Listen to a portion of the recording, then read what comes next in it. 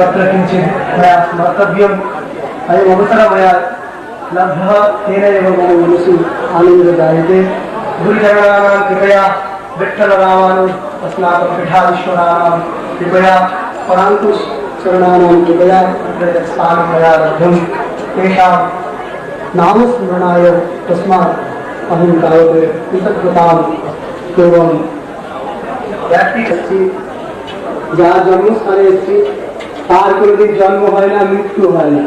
যে রাম, তার জন্ম নেই, মৃত্যু হয় না, তার তো সর্বত্রই জন্ম, সর্বত্র তিনি বিরাজ করেন।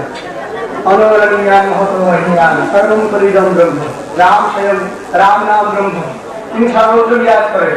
তার আবার এক জায়গায় জন্ম করে দিলে কেন্দ্রীভূত হয়ে যায়। কিন্তু আমাদের ভারতীয় সনাতন নিয়মে যখন ধর্মের গ্লানি হয় তখন মহাপুরুষদের আবির্ভাব